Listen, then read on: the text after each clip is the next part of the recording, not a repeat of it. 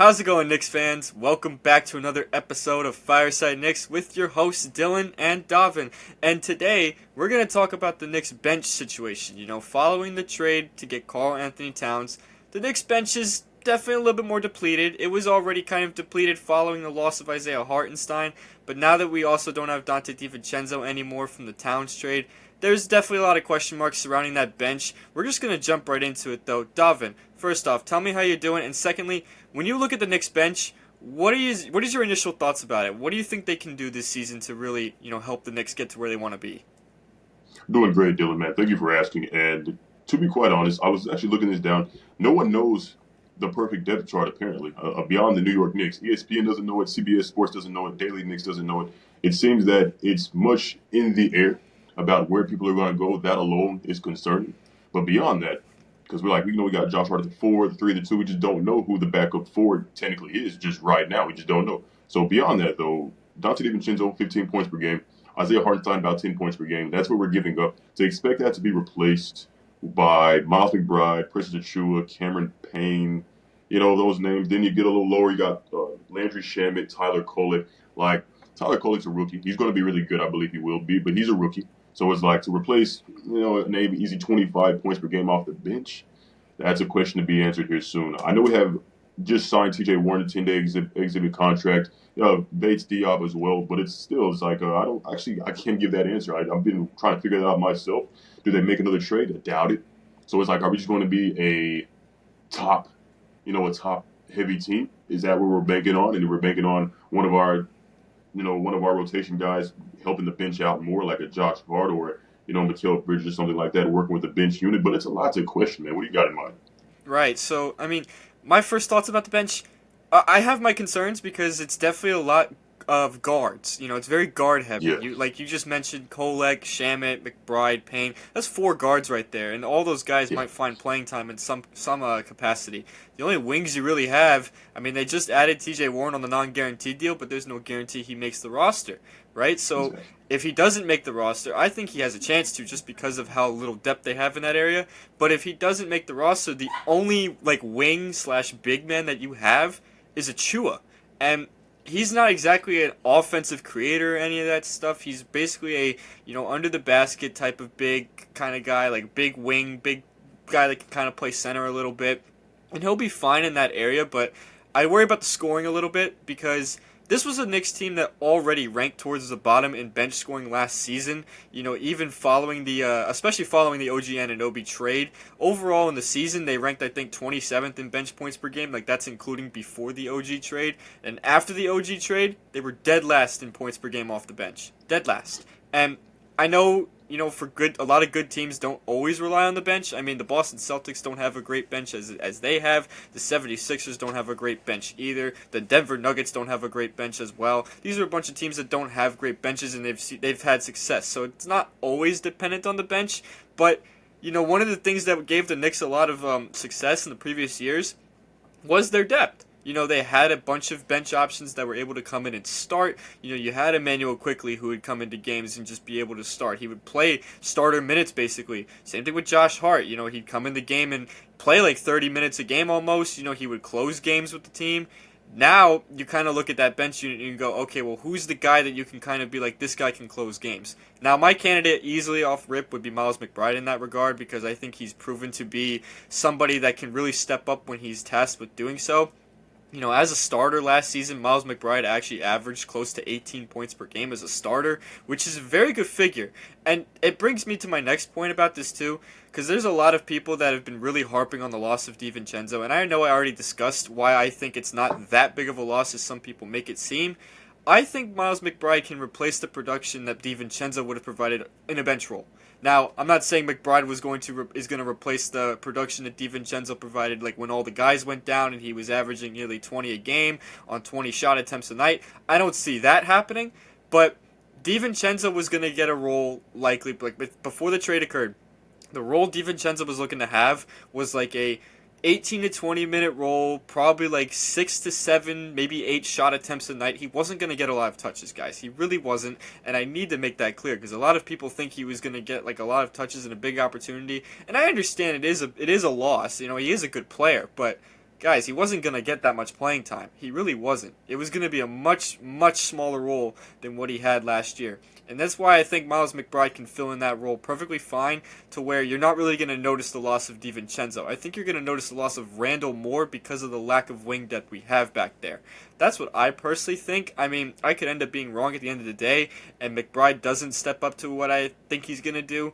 But regardless, I mean, I have no reason to believe that he's going to take a step back. Every season of McBride's career, he's taken a step forward, and last season he took a huge step forward when he was finally given the opportunity. And I've been someone who's been vouching for him to play for the longest of time, ever since he got drafted, and I'm happy to see that he did get the opportunity last season, and he thrived on that opportunity as well. Had some great games, not just in the regular season, but was impactful in the postseason, which is a big thing in my opinion. But that leads me to my next point now, because now that I just mentioned McBride, Davin, right? Do you think that maybe, perhaps, McBride could be a candidate to start? Because I've seen some people say that, and I want your thoughts on that. Now, that is actually very interesting you brought that up. We're thinking alike. So I saw that, I believe it was CBS Sports that had McBride starting at the 2. And I actually wrote this down. No, pardon me, Daily Knicks. I was writing it down because I was looking up depth charts trying to figure out exactly, what are people's, expectations? What do they think? Because Tom Thibodeau has released nothing. And they actually have Miles McBride at the 2, and that's starting at the 2. Now, doing that, honestly, that's a good idea.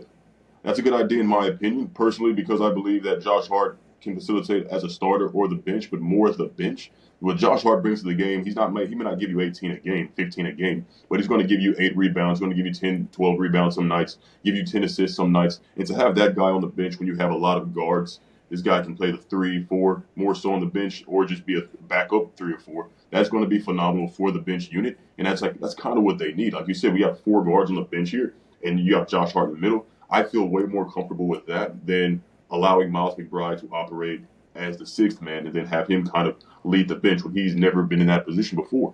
And Josh Hart's been doing this his whole entire career, basically. He's been that middle guy there, 6th, 7th man, and that's kind of the perfect role for Josh Hart. Now, I understand without DiVincenzo, we expect him to start. We have Bridges there. We have OG. At the 4 there, it gets pretty interesting as well. Who's going to start this season? So it's like, you're going to start Josh Hart at the 4, though. But people are expecting that. It's so confusing with me. But I personally, if these conversations are with Josh Hart, I would have him come off of the bench.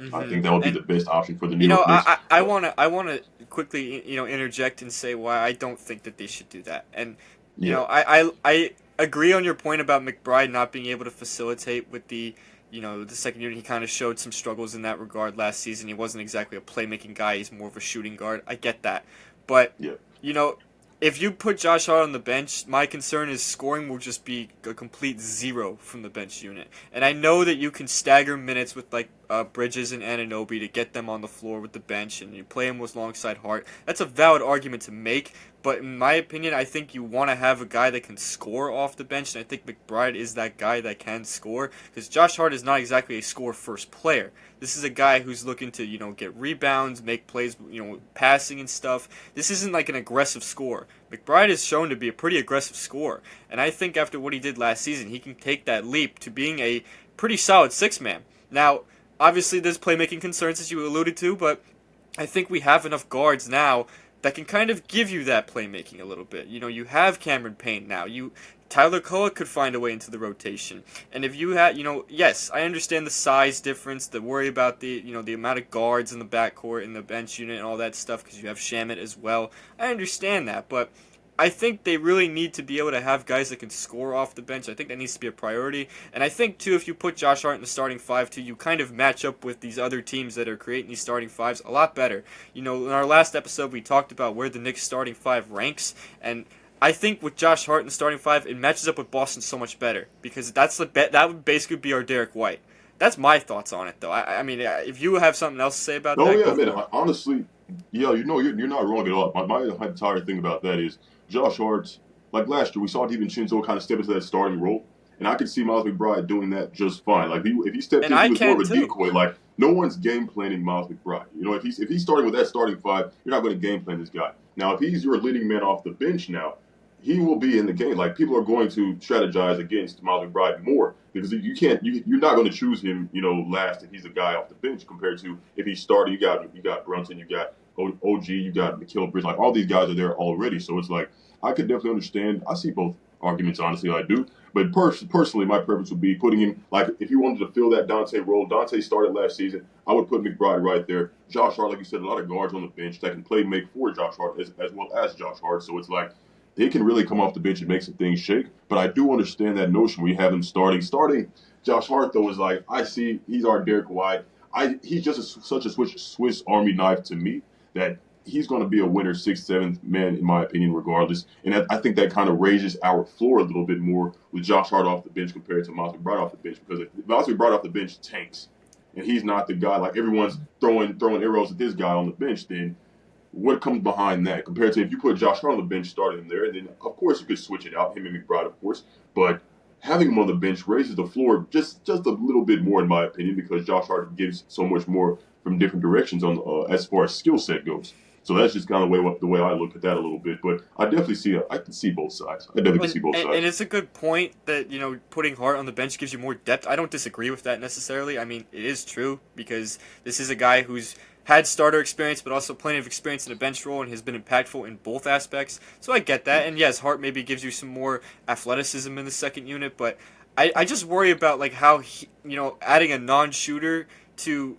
like a Chua in that front court would work. That's what I worry about personally, because it's not like, yes, Hart is a solid shooter. I understand that, I acknowledge that, and I know he shot very well in the playoffs. But this isn't a guy who's like aggressive to score, like I was saying. Yeah. This isn't a guy he gets the ball and he's looking to shoot it. That's not his first instinct. His first instinct is either to drive it to the basket or look to pass it to somebody else, which is a good instinct to have. But I think having instincts like that can pay off better in the starting five with a bunch of guys that are willing to score.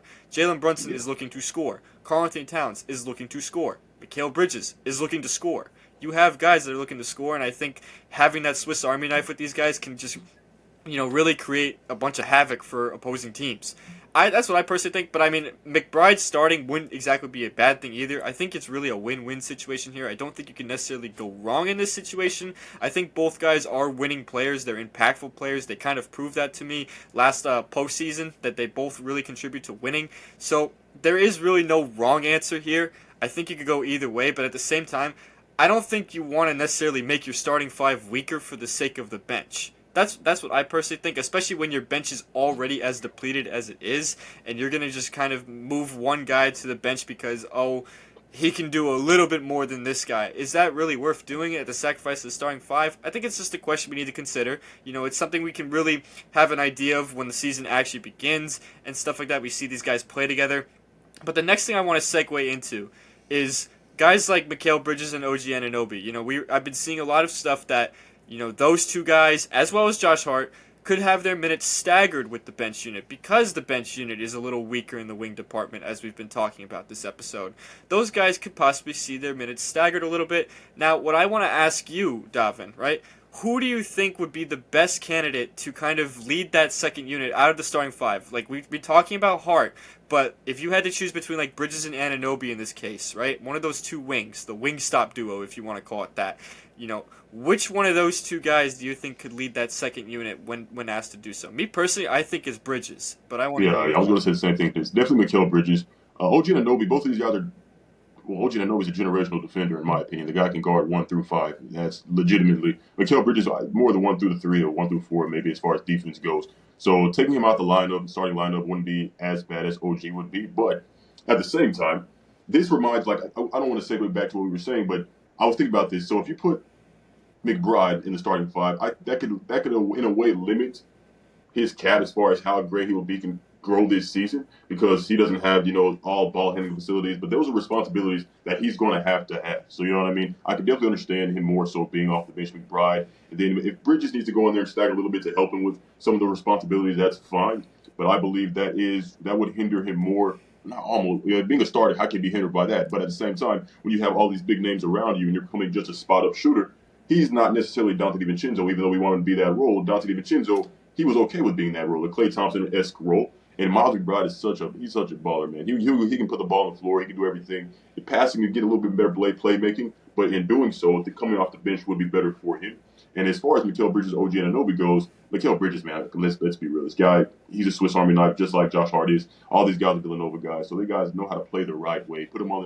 Stack him with the bench a little bit. He's going to go get his buckets easier. in my opinion, get easier buckets compared to it, and that actually might be better. It's something they want to do to keep their averages where they should be. Yeah, and Because something honestly, something I man, want to who do add you to give them the that ball? too is that having Bridges do that, he was just the number one option on the Brooklyn Nets, and he was that way for the past season and a Exactly, yeah. half. You're able to kind of maximize his skill set by having him lead the second unit a little bit. Alan Hahn of It's, MSG Network said that too, that he could be the quote lead dog for that second unit, and I agree with it. yeah. I think that would be a great idea, honestly, to have him get some of those minutes with the bench and kind of lead that unit. It maximizes his skill set while also guaranteeing that you're keeping at least some of your best players on the floor at all times. Yes, and then because who's the first? I mean, JB's the first option, but then you just brought in Carl Anthony Towns. I mean, these are three legitimate first options. We've all seen them be first options, Cat, Bridges, and JB in their career. And for the sake of winning, I definitely this is a worthy sacrifice to have Bridges. You're not playing full starter minutes. You're going to be closing, but we're going to need you to stagger a bit off the bench here and make sure that we get this thing rolling with these guys. These guys are new to the system. We got T.J. Warren in the building on a 10-day right now, but maybe he makes it. Jacob Todd is probably going to see some minutes because we need some minutes from a wing on the bench. So you know what I mean? Things like that. You got to get these guys on the roll. So I think the better player to do that would be Mikal Bridges. And Miles McBride, him growing in himself as a player, as far as playmaking goes, it'd be why I say put him on the bench. But if you want just a knockdown shooter, a spot up shooter, then Miles McBride is also your guy. And you know what, I understand that with McBride being the spot up guy in the starting five, if you wanted that, it's a good argument to have, and it's something that is a plus if you put him on the Knicks. It's first for the Knicks starting five, I should say, but. It's like I said. I feel like he can take a leap off the bench. I really do. I feel like last season he showed a lot. I think he can really kind of grow into a bit of a playmaking role a little bit, having kind of being tasked with leading a second unit. Yes, he was tasked with it part of last season, but we got to remember last season was like the biggest opportunity he had ever gotten. Before last season, this guy wasn't even in the rotation. I don't even think he was in the rotation to begin the season.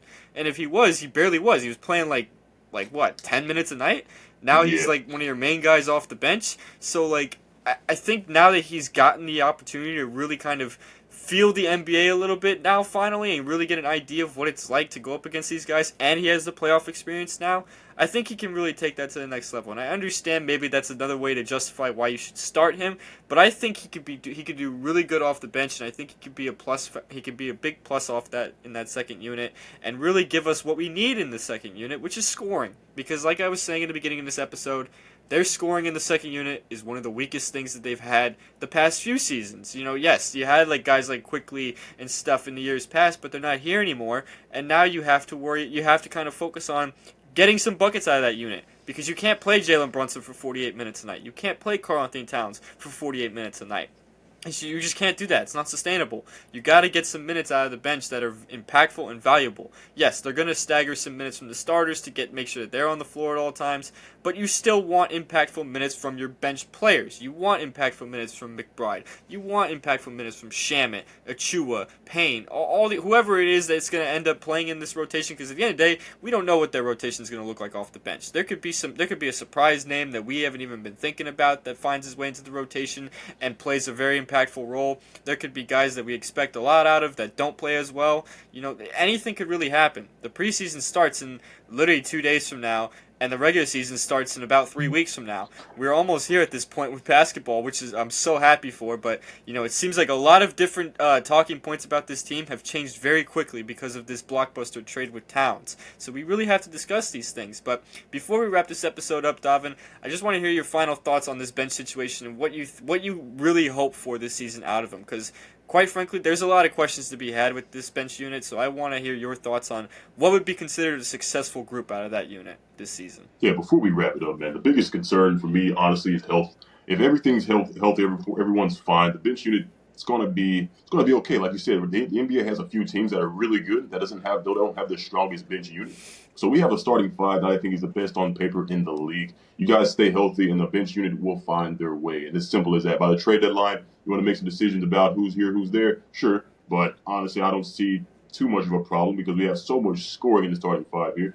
And like you said, we want to stagger a little bit of Mikal Bridges' minutes there with the bench. That's just fine. But I believe that, honestly, the way things are looking, we're trading in the right direction. We have the right couple of people on a 10-day contract right now. Like I said, shout out T.J. Warren. That's very exciting for me personally because we saw what he did in the bubble a few years ago. Now you put him in the Mecca, and I expect him to show out if they give him the chance. But obviously, he's on 10 days, so there's a reason why he wasn't on the team. So You got to see how his defense is looking, things like that. But that's a different conversation. But the way things are projected right now, I am very excited for what we have in store. Right, and I'm excited too. I'm very excited to watch this team. Starting five is loaded. The bench unit, of course, we've highlighted all the concerns in this video, but I still think they can be an exciting unit. I feel like they can give us some surprises. We've seen the bench mobs of the past few years with the Knicks, like the 2020 Knicks. Those bench mobs, that was awesome to watch. Who knows? Maybe these guys become the next bench mob, and we have ourselves a really deep team and a much deeper team than we thought. Coming in. But guys, we really hope you guys enjoyed this video. Let us know what you guys think about the bench unit in the comment section below, because I'm sure there's a lot of talking points to have about it. Follow us on all of our social media platforms, Twitter, Instagram, Facebook, TikTok, of course, this YouTube page. You can follow our personal Twitter accounts as well. And we'll see you guys in the next episode of Fireside Knicks. Peace out.